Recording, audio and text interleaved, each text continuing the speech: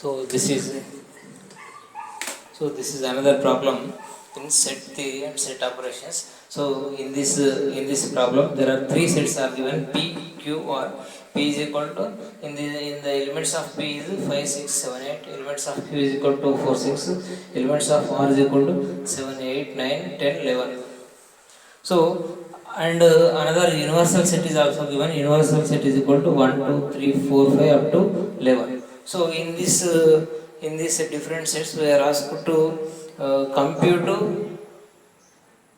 P union Q, P intersection Q, Q intersection R, P intersection R, P minus Q, P complementary, Q complementary, R complementary, P union Q complementary, P complementary union P complementary. So these are the questions we are asked to compute.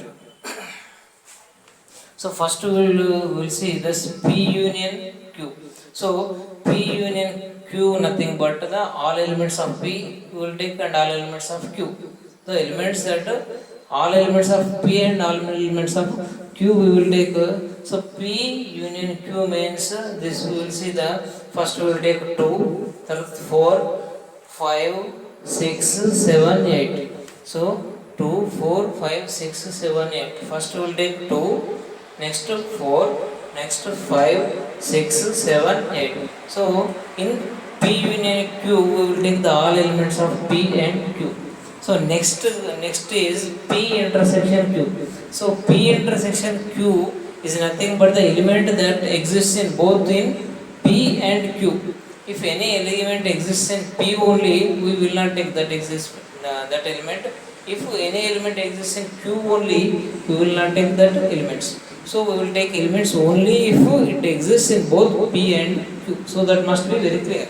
So if you take the P and Q, so only 6 exists. 6 exists in both P and Q. Only 6 element exists in both P and Q. That is the reason we will take P intersection Q is equal to 6.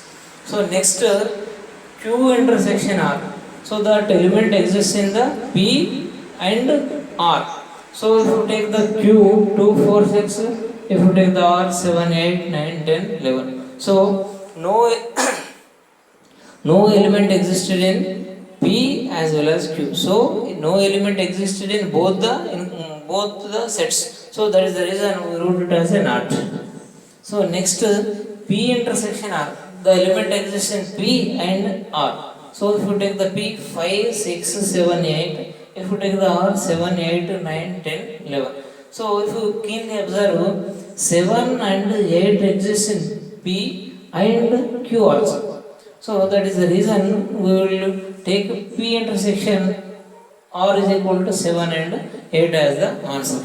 So after that we will see some other questions.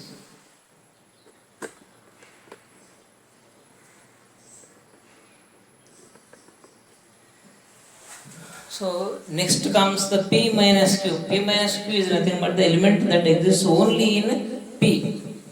So if any element exists in that Q, that has to be removed. So if you take the Q 2, 4, 6 exists, so that elements of the 2, 4, 6 has to be removed from P. So in the P only 6 is exists in both elements, both sets. So that 6 has to be removed. So we will get to 5, 7, 8. So that is the reason P minus Q is equal to 5, 7, 8. Next P complement. P complement is nothing but if we remove the elements of the set P, if we remove the elements of set P from the universal set, we will get the P complementary. So in P set we were given 5, 6, 7, 8. In the P set we were given the elements 5, 6, 7, 8. From the universal set we have to remove the 5, 6, 7, 8 and we will get the remaining elements as the P complement. So that comes to the 1, 2, 3, 4, 9, 10, 11. So the Q complementary is also same. From the universal set we will remove the elements of set Q. So Q complementary is nothing but we will remove the elements of Q from universal set. So that is the same with the R. R complementary is nothing but we will remove the elements of set R from the universal set, we will get the R complementary. So next P union Q complementary. So next comes the P union Q complementary. To find out this, first we have to prepare P union Q. So P union Q means we will get all elements of the P and Q. So that comes to the 2, 4, 5, 6, 7, 8. So to get P union Q complementary, we will remove the elements of the P union Q from the universal set. So the remaining elements come as the P union Q complementary, that is 1, 3, 9, 10, 11. So this is the problem, and the last